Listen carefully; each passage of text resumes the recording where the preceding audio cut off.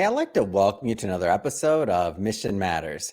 My name is Adam Torres, and if you'd like to apply to be a guest on the show, just head on over to missionmatters.com and click on Be Our Guest to apply. All right, so today's guest is Kerry Sparrow, and he's founder and CEO over at WageScape. Kerry, welcome to the show. Hey, thanks, Adam, for having me on. All right, Carrie. So we got a big topic today, turning data into dollars, staying ahead of market events by quickly identifying opportunities and risks. A lot of business owners, a lot of executives that watch this show, a lot of entrepreneurs, and turning data into dollars sounds like music to my ears. So we're going to get into that and much more. But to get us started, we'll start this episode the way that we start them all with what we call our Mission Matters Minute. So, Kerry, at Mission Matters, our aim and our goal is to amplify stories for entrepreneurs, executives, and experts. That's what we do. Kerry, what mission matters to you? So, Wagescape was founded with a lofty goal of helping to make the labor market more transparent, which, Mm, if you think about it, the job market touches everyone in the world. It touches all of our lives, all of our families, all of mm, our communities, all of our countries, every organization.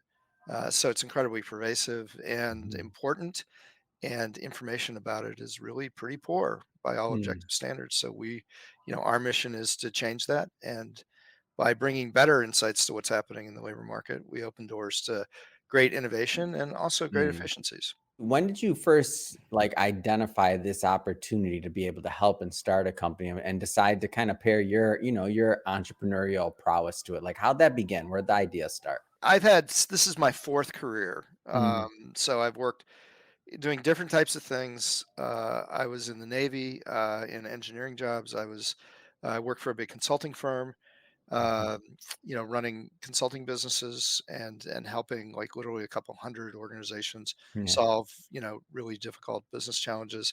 And I worked as a corporate executive, helping to build out global infrastructure to help manage their workforce much more Mm, effectively. And so along the way, just picked up kind of insights on things that aren't working. Always had kind of a view of where there are market opportunities that we can take advantage of in all the mm, different types of roles that I was in. But it really started to come together when I started to see kind of the pace of change around the quality of information that's available, mm, but being underutilized when it comes to what's going on in the labor market. I mean, my business training is a really strong economics foundation to it, and mhm, so any economist will tell you that anytime you've got a really big market and really bad information about it, that it doesn't operate the way that it should. And when you've got a market that touches everyone the way that the job market does, mhm, and you've got information that's really not very good, and you can improve that, then there's a real opportunity there. And so when I was in my last job, I started asking around to say, hey, it mm. looks like the reason why the information about what jobs are available and what skills are needed and how much you're paying people and how much people should Yeah. be paid and things like that, which right now, actually at the time and still today, there's a lot Mhm. of guesswork that goes into that.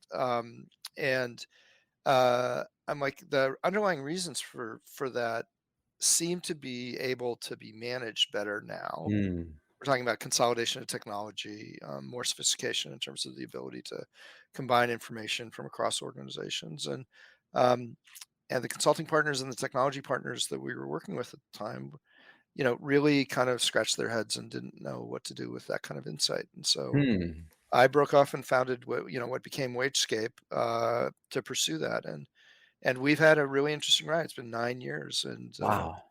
demand for what we do has been growing at a very steady clip, and it's really accelerated coming out of the pandemic, I would say. Wow. What was the and congrats on the 9 year, like almost to the 10. Like interesting. The person that my last interview, he just hit his 10 years. So I'm like, man, 10 years are big. It's a big deal to be able to survive. So first off, congrats on the 9 years. That's a big deal. Um I do want to stay in the beginning a little bit longer. When you decided to break off, like what was the opportunity that you saw just in the market as an entrepreneur? Like give us some of what went into your decision to start this. Yeah, so it started specifically around helping people understand what they should be paying for jobs. Hmm. Very, very kind of specific, narrow slice of kind of what's going on in the labor market. But Mhm. and the reason is that at the time, and really to this day, in most cases, if you want to know what to pay somebody, you're going to use information that was collected or that was based on pay decisions that are typically at least a year and a half old. Hmm. Lots can happen between then. The information was typically collected between 6 and 12 months ago, so lots could happen there, and the information is then consolidated because the sample sizes are pretty small, Mhm. relatively speaking, and so that's how pay decisions get made, is by using Mhm. information that is out of date, it's very small samples, and it's very difficult to understand. And I had done a lot of work with that information. I'd done a Mhm. lot of work helping companies, get better at setting pay strategies, using pay strategies to Mhm. keep the employees that they had and attract the employees that they need and so forth. And I just saw a really big opportunity because I know how much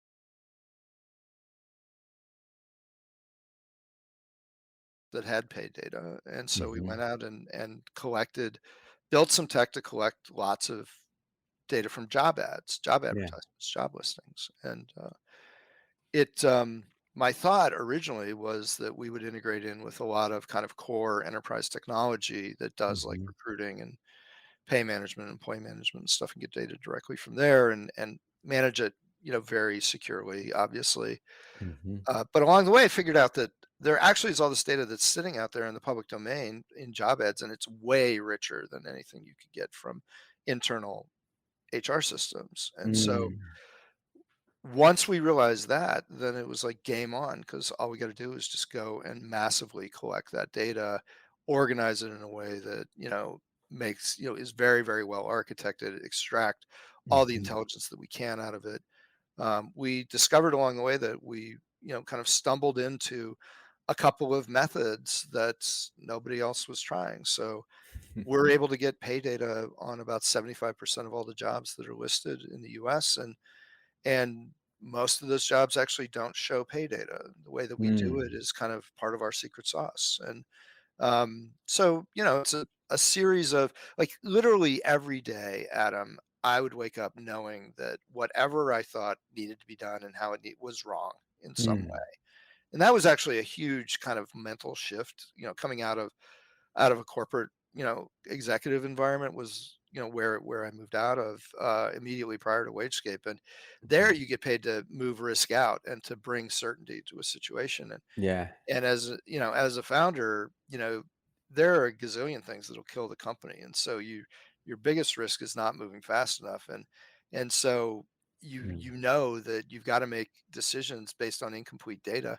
Mhm. So, a big part of what I had to learn was how to prioritize the unknowns and Mhm. go after the ones that were the most important. And so, that was all part and parcel. I knew enough that there was an opportunity. I Mm. knew enough that other people weren't looking at it. I jumped after it, and I did it in a way that allowed us to be really flexible. We didn't lock in on a solution. We basically Yeah. took a learning approach to everything that we did. And so you mentioned 75% that of, jobs. That's a huge amount. So then I'm guessing any job, any location, like I'm just trying to get a feel for Yeah, like what type of employers would use the platform. Like get into that a all little bit. kinds, all Yeah. kinds, right? And so whether you're recruiting somebody, you're trying to keep your own employees, or Mhm. you're setting your own pay strategy. Um, so and so company just moved in. They got a big warehouse. They're paying $5 more an hour than what we're paying in our warehouse. Do Yeah. we need to change what we're paying? Well, go out and take a look at who else hires those kinds of warehouse workers. What are they paying? Because it may be Mm. that that new company is bringing 100 jobs in, but there's actually 10,000 of those jobs in the market, so you don't need to chase that.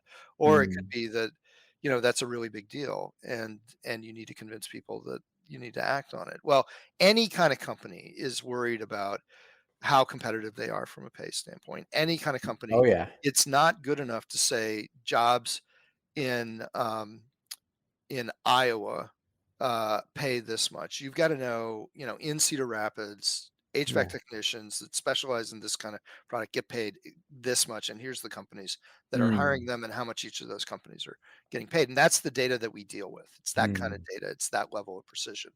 Um, and That's so, amazing though, because that lets you, as close as you get apples to apples, right? So right. like you're comparing the right use case scenario and the right data so that you're making an informed decision and where you stand. So then That's That's exactly right. And Mhm. then you can just pull that thread even more. If you're competing for talent, Mm. then knowing, like, what are all the different benefits that, my competition is offering for the same types of jobs is hugely, Yeah. valuable and important.